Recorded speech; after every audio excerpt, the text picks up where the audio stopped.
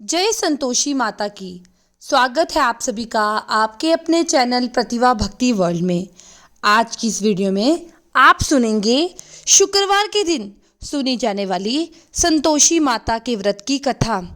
तो अगर आप व्रत करते हैं तो अत्यंत श्रेष्ठ है, लेकिन अगर किसी वजह से व्रत नहीं कर सकते तो भी कथा अवश्य सुननी चाहिए। कथा सुनने मात्र से ही संतोषी माता की कृपा होती है। जीवन के कष्ट दूर होकर सभी प्रकार की मनोकामनाएं पूरी होती हैं। तो आइए आज सुनते हैं संतोषी माता के व्रत की कथा। एक बुढ़िया थी, उसके 7 पुत्र थे, 6 कमाने वाले थे, एक निकम्मा था। बुढ़िया माँ 6 पुत्रों की रसोई बनाती, भोजन कराती और पीछे से जो कुछ बचता वो 7वें बेटे को देती। 7वां बेटा बड़ा भोला वाला था, मन में कुछ विचार नहीं करता था। एक दिन अपनी बहू से बोला कि देखो मेरी माता मुझ पर कितना प्यार करती है। वह बोली क्यों नहीं, सबका जूठा बचा तुमको खिलाती है। तो वो बोला ऐसा नहीं हो सकता, मैं जब तक अपनी आंखों से नहीं देखूंगा तब तक नहीं मानूंगा। बहू ने हंसकर कहा ठीक है, देख लोगे तब तो मान जाओगे। तो कुछ दिनों बाद बहुत बड़ा त्योहार आया। घर में 7 प्रकार के भोजन और चूरमा के लड्डू बने। वो जांचने के लिए सर दर्द का बहाना बनाकर पतला सा कपड़ा ओढ़कर रसोई घर में सो गया और कपड़े में सब देखता रहा। 6 भाई भोजन करने आए। उसने देखा कि उसकी माँ ने सुंदर सुंदर आसन बिछाए, 7 प्रकार की रसोई परोसी और आग्रह करके उन्हें जमाती रही और वह कपड़े से सब देखता रहा। 6 भाई भोजन करके उठे तो माता ने उनकी जूठी थालियों में से लड्डुओं के टुकड़ों को उठाया और एक लड्डू बनाया। जूठन साफ कर बुढ़िया माँ को बुलाया। उठो बेटा, 6 भाई भोजन कर गए हैं, तू ही बचा है, तू भी उठ और भोजन कर। तो वो कहने लगा माँ मुझे भोजन नहीं करना, मैं परदेश जा रहा हूँ। तो माँ कहने लगी कल जाता है, अभी चला जा। हाँ मैं आज ही जा रहा हूँ, ये कहकर वह घर से निकल गया। चलते समय बहू की याद आई जो गौशाला में उपले थाप रही थी। तो वो उसके पास गया और उससे बोला हम जावे परदेश को, आवेंगे कुछ काल, तुम रहियो संतोष से धर्म अपना पाल। तो वे बोली जाओ पिया आनंद से, हमरो सोच हटाए, राम भरोसे हम रहे, ईश्वर तुम्हें सहाय। देव निशानी अपनी देख, धरू मैं धीर, सुध हमरी ना बिसारियो, रखियो मन में गंभीर। तो वो बोला मेरे पास कुछ नहीं है, ये अंगूठी है, ले लो और अपनी कुछ निशानी मुझे दे दो। तो वो बोली मेरे पास तो कुछ नहीं, बस ये गोबर से भरा हाथ है। यही कहकर उसने गोबर के भरे हाथ उसके पीठ पर उसकी थाप मार दी। बुढ़िया का बेटा चल दिया। चलते चलते दूर देश पहुंचा। वहां एक साहूकार की दुकान थी। वहां जाकर कहने लगा भाई मुझे नौकरी पर रख लो। तो साहूकार को जरूरत थी तो वो बोला ठीक है रह जा। लड़के ने पूछा तनख्वाह क्या दोगे? तो साहूकार ने कहा काम देखकर दाम मिलेंगे। अब उसको साहूकार की नौकरी मिल गई। वह सवेरे 7 बजे से रात तक नौकरी करता। दिनों में दुकान का सारा लेन देन हिसाब किताब कुछ ही दिनों में सारा काम करने लगा। साहूकार के 7-8 नौकर थे। सभी सोचने लगे कि ये बड़ा होशियार है। सेठ ने भी काम देखा और 3 महीने में उसे आधे मुनाफे का साझेदार बना लिया। 12 वर्षों में नामी सेठ बन गया और मालिक उसका सारा कारोबार उस पर छोड़कर बाहर चला गया। अब बहू पर बीती वो सुनो। सास ससुर से दुख देने लगे, सारी गृहस्थी का काम करवाते, लकड़ी लेने जंगल बेचते। इसी बीच रोटियों के आटे में जो भूसी निकलती उसकी रोटी बनाकर रख दी जाती। फूटे नारियल के खोपड़े में पानी। इसी तरह दिन बीत रहे थे। एक दिन वह लकड़ी लेने जा रही थी कि रास्ते में बहुत सी स्त्रियां संतोषी माँ का व्रत करती दिखाई दी।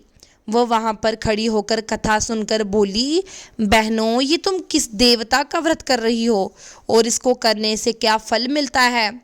इस व्रत के करने की क्या विधि है? यदि तुम अपने इस व्रत का विधान मुझे समझाकर कहोगी तो मैं तुम्हारा बहुत एहसान मानूंगी। तब उनमें से एक स्त्री बोली, सुनो, ये संतोषी माता का व्रत है। इसके करने से निर्धनता, दरिद्रता का नाश होता है, लक्ष्मी आती है, मन की चिंताएं दूर होती है, घर में सुख होने से मन को प्रसन्नता और शांति मिलती है, नी पुत्री को पुत्र मिलता है, प्रियतम बाहर गया हो तो जल्दी आ जाता है, कुंवारी कन्या को मनपसंद वर मिलता है, राजद्वारे में कोई मुकदमा बहुत दिनों से चल रहा हो तो खत्म हो जाता है, सब तरह सुख शांति, घर में धन जमा हो, पैसा जायदाद का लाभ हो, रोग दूर हो और जो मनोकामना हो सब इस संतोषी माँ की कृपा से पूरी हो जाती है। इसमें संदेह नहीं। वह पूछने लगी कि ये व्रत कैसे किया जाए और इसकी विधि क्या होगी। अगर आप मुझे ये व्रत करने की विधि बताएंगी तो आपकी बड़ी कृपा होगी।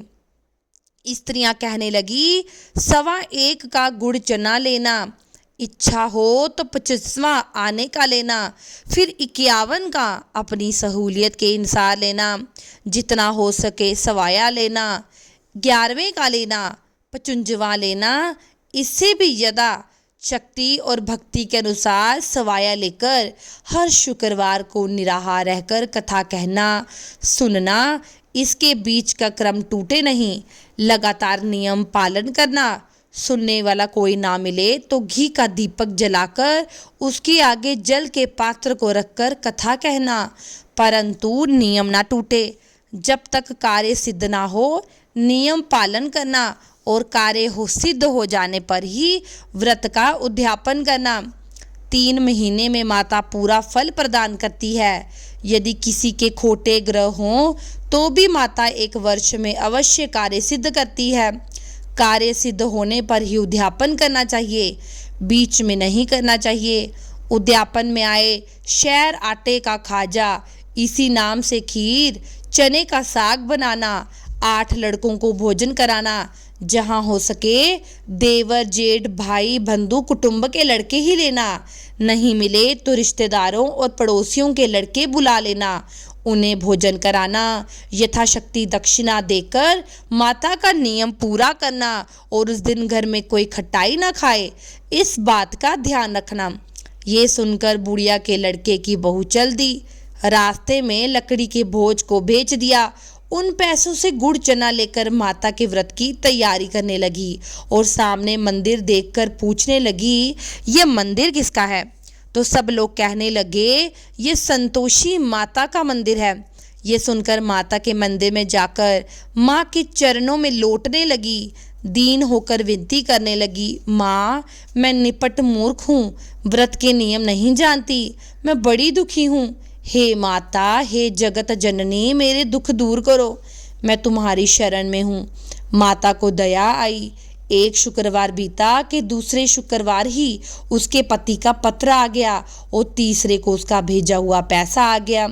ये देखकर जेठानी मुंह सिकोड़ने लगी, इतने दिनों में इतना पैसा आया, इसमें क्या बड़ाई है? लड़के ताने देने लगे। काकी के पास अब पत्र आने लगे, रुपया आने लगा। अब तो काकी की खातिर बढ़ेगी, अब तो काकी बुलाने से भी नहीं बोलेगी। इस प्रकार के वचन कहने लगे। बेचारी सरलता से बोली, भैया पत्र आवे रुपया आवे तो हम सबके लिए अच्छा है।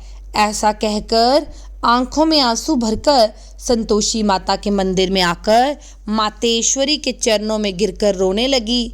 माँ, मैंने तुमसे पैसे नहीं मांगे, मुझे पैसे से क्या काम, मुझे तो अपने सुहाग से काम है, मैं तो अपने स्वामी के दर्शन और सेवा मांगती हूँ। तब माता ने प्रसन्न होकर कहा, जा बेटी, तेरा स्वामी आएगा। ये सुनकर खुशी से बावली हो गई, घर में काम करने लगी। अब संतोषी माता कहने लगी और सोचने लगी कि इस पुत्री को मैंने कह तो दिया तेरा पति आएगा, पर आएगा कहाँ से? वो तो इसे सपने में भी याद नहीं करता, उसे याद दिलाने मुझे जाना पड़ेगा। इस तरह संतोषी माता बुढ़िया के बेटे के पास जाकर सपने में प्रकट होकर कहने लगी, साहूकार के बेटे सोता है या जागता है? वह बोला, माता मैं सोता भी नहीं और जागता भी नहीं, बीच में हूँ, कहिए क्या काम है। तो माँ कहने लगी, तेरा घर बार कुछ है या नहीं? वो बोला, मेरा सब कुछ है माता, माँ बाप, भाई बहन, बहू, क्या कमी है? माँ बोली, भोले पुत्र, तेरी स्त्री घोर कष्ट उठा रही है, माँ बाप उसे दुख दे रहे हैं, तेरे लिए तरस रही है, तू उसकी सुध ले। वे बोला, माता ये तो मुझे मालूम है, परंतु मैं जाऊं कैसे? परदेश की बात है, लेन देन का कोई हिसाब किताब नहीं, जाने का रास्ता नजर नहीं आता, कैसे चला जाऊं? माँ कहने लगी, मेरी बात मान, सवेरे नहा धोकर संतोषी माता का नाम लेकर घी का दीपक जलाकर दंडवत प्रणाम करके दुकान पर बैठ, देख तेरे लेन देन सब चुक जाएगा, जमा माल बिक जाएगा, सांझ होते होते धन का ढेर लग जाएगा। तो वह सवेरे बहुत जल्दी उठकर स्नान करके संतोषी माँ को प्रणाम कर घी का दीपक जलाकर दुकान पर जा बैठा। थोड़ी देर में ही क्या देखता है कि देने वाले रुपया लाए, लेने वाले हिसाब लेने लगे, धन का ढेर लग गया, खरीदार नगद दाम में सौदा करने लगे। माता का चमत्कार देखकर उसका मन प्रसन्न हो गया और प्रसन्न होकर माता का नाम लेकर घर जाने के लिए गहने कपड़े खरीदने लगा और काम निपटाकर घर को रवाना हुआ। वहाँ बहू बेचारी जंगल में लकड़ी लेने जाती है, लौटते वक्त माँ के मंदिर में विश्राम करती है, जो उसके रोज रुकने का स्थान था। दूर से धूल उड़ती देख वे माता से पूछती है, माता ये धूल कैसी उठ रही है? तो माँ कहती है, पुत्री तेरा पति आ रहा है, अब तू ऐसे कर, लकड़ियों के 3 बोझ बना ले, एक नदी के किनारे रख, दूसरा मेरे मंदिर, तीसरा अपने सिर पर रख। तेरे पति को लकड़ी का गट्ठा देखकर मोह पैदा होगा, वो यहाँ रुकेगा, नाश्ता पानी बनाकर माँ से मिलने जाएगा, तब तक तू लकड़ियों का बोझ उठा ले जाना और बीच चौक में गट्ठा डालकर 3 आवाजें जोर से लगाना, लो सासू जी लकड़ियों का गट्ठा लो, भूसे की रोटी दो, नारियल के खोपड़े में पानी दो, आज कौन मेहमान आया है? माँ की बात सुनकर बहुत अच्छा माताजी कहकर प्रसन्न हूँ। लकड़ियों के 3 गट्ठे ले आई, एक नदी के तट पर, एक माता के मंदिर में। इतने में ही मुसाफिर आ गया। सूखी लकड़ी देकर इच्छा हुई कि पहले विश्राम करे, भोजन बनाकर गांव जाए। इस प्रकार भोजन बनाकर विश्राम करके गांव गया, सबसे प्रेम से मिला। उसी समय बहू सिर पर लकड़ी का गट्ठा लिए आती है, लकड़ी का भारी बोझ आंगन में डालकर जोर से 3 आवाजें देती है, लो सासू जी लकड़ी का गट्ठा लो, भूसे की रोटी दो, नारियल के खोपड़े में पानी दो, आज कौन मेहमान आया है? ये सुनकर उसकी सास बाहर आकर अपने दिए हुए कष्टों को भुलाने के लिए कहती है, बहू ऐसा क्यों कहती है? तेरा पति आया है, आ बैठ, मीठा भात खा, भोजन कर, कपड़े गहने पहन। इतने में आवाज़ सुनकर उसका पति बाहर आता है, अंगूठी देकर व्याकुल होकर माँ से पूछता है, माँ ये कौन है? तो माँ कहती है, बेटा ये तेरी बहू है, आज 12 वर्ष हो गए जब से तू गया है, सारे गांव में जानवर की तरह भटकती फिरती है, काम काज घर का कुछ नहीं करती, 4 समय आकर खा जाती है, अब तुझे देकर भूसे की रोटी और नारियल के खोपड़े में पानी मांगती है। वह लज्जित होकर बोला, माँ ठीक है, मैंने इसे भी देखा, तुम्हें भी देखा, अब मुझे दूसरे घर की चाबी दो, मैं उसमें जाकर रहूँगा। माँ ने कहा, ठीक है बेटा, जैसी तेरी मर्जी। ये कहकर माँ ने चाबी का गुच्छा पटक दिया। वह चाबी लेकर दूसरे कमरे में जो तीसरी मंजिल के ऊपर था उसे खोलकर उसमें सारा सामान जमाया। एक ही दिन में वहाँ पर राजा के जैसे ठाठ बाट बन गया। अब क्या था, दोनों पति पत्नी सुखपूर्वक जीवन व्यतीत करने लगे। इतने में अगला शुक्रवार आया तो बहू ने पति से कहा कि मुझे माता का उद्यापन करना है। वे बोला, अच्छा खुशी से कर ले। वह तुरंत ही उद्यापन की तैयारी करने लगी। जेठ के लड़कों को भोजन के लिए कहने गई, उन्होंने मंजूर किया, परंतु पीछे जेठानी अपने बच्चों को सिखाती है, देखो रे भोजन के समय सब लोग खटाई मांगना, जिससे उसका उद्यापन पूरा ना हो।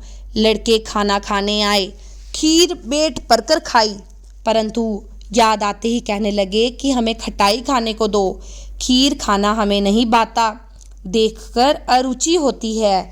तो बहू कहने लगी, खटाई किसी को नहीं दी जाएगी, ये तो संतोषी माता का प्रसाद है।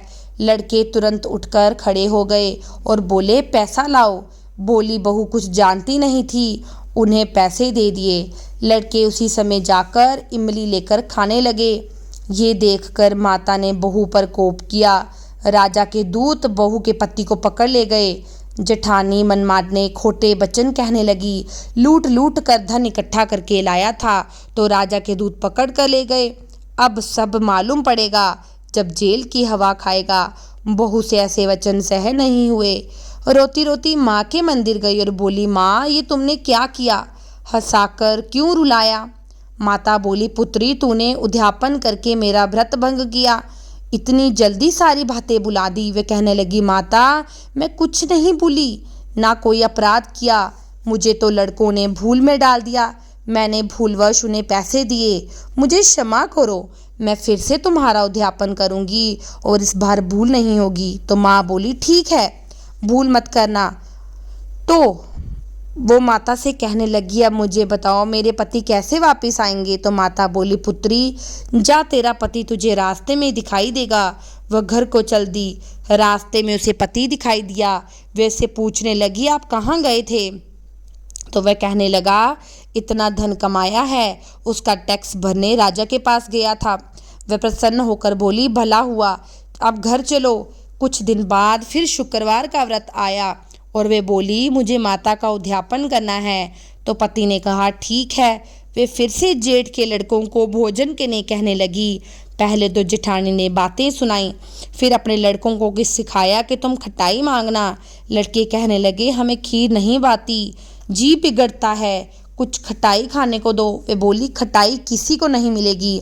ऐसा कहकर ब्राह्मण के लड़कों को लाकर भोजन करवाने लगी। यथाशक्ति दक्षिणा की जगह एक एक फल दिया और इससे संतोषी माता प्रसन्न हुई। माता की कृपा से 9 महीने बाद उसे चंद्रमा के समान सुंदर बालक प्राप्त हुआ। अब वह पुत्र को लेकर प्रतिदिन माता के मंदिर जाकर पूजा करने लगी। एक दिन माता ने सोचा कि ये तो रोज आती है, आज क्यों ना मैं इसके घर चलूं, इसका घर देखूं तो सही। ऐसा विचार कर माँ ने भयानक रूप बनाया। गुड़ और चने से सना मुख, ऊपर से सूंड के समान होंठ, उस पर मक्खियां भिनभिना रही। दहलीज में पांव रखते ही सास चिल्लाने लगी, देखो रे कोई चुड़ैल आ रही है, लड़के इसे भगाओ नहीं तो ये सबको खा जाएगी। लड़के डरने लगे, चिल्लाकर खिड़की बंद कर दी।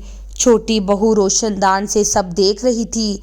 प्रसन्नता से पगली होकर चिल्लाने लगी, आज मेरी माता मेरे घर आई है। ऐसा कहकर बच्चे को दूध पिलाने से हटाती है। इतने में ही सास का क्रोध फूट पड़ता है। बोली, देखो कैसी उतावली हुई, जो बच्चे को पटक दिया। इतने में माँ के प्रताप से जहाँ देखो लड़के ही लड़के नजर आने लगे। वे बोली, मैं जिस माता का व्रत करती हूँ ये वही माता है। इतना कहकर झट से सारे घर के किवाड़ खोले। सबने माता के चरण पकड़े और विनती करके कहने लगे, माता हम मूर्ख हैं, हम अज्ञानी पापी हैं, आपके व्रत की विधि नहीं जानते। आपका व्रत भंग करके हमने बहुत बड़ा अपराध किया। हे माता, आप हमारा अपराध क्षमा करें। इस प्रकार माता प्रसन्न हुई। माता ने बहू को वरदान दिया और सबको क्षमा किया। हे माता, आपने जैसा फल बहू को दिया वैसा सबको देना। जो इस कथा को पढ़े सुने उसके मनोरथ पूर्ण हो। बोलिए संतोषी माता की जय। चलिए अब हम संतोषी माता की आरती करते हैं। जय संतोषी मैया, मैया जय संतोषी माता, अपने सेवक जन की सुख संपत्ति दाता। ओम जय संतोषी माता। सुंदर चीर सुनहरी माँ साधारण कीनो, हीरा पन्ना धमके तन श्रृंगार लीनो। ओम जय संतोषी माता।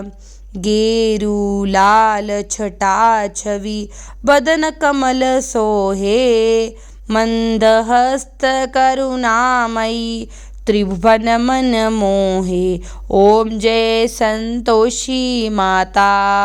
स्वर्ण सिंहासन बैठी चवर डुरे प्यारे, दीप धूप मधुमेवा भोग धरे न्यारे। ओम जय संतोषी माता।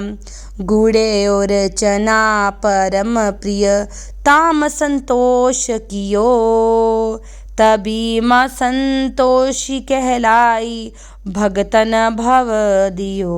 ओम जय संतोषी माता। शुक्रवार प्रिय मानत आज दिवस सोही, भक्त मंडली आई कथ सुनत मोहि। ओम जय संतोषी माता। मंदिर जगमग ज्योति मंगल ध्वनि साई, विनय करे हम बालक चरणन सिर नाई। ओम जय संतोषी माता। भक्ति भावमय पूजा अंगीकृत कीजिए, जो मन बसे हमारे इच्छित फल दीजिए। ओम जय संतोषी माता। दुख दरिद्रता रोग संकट मुक्त किए, बहु धन्य भरे घर सुख सौभाग्य दिए।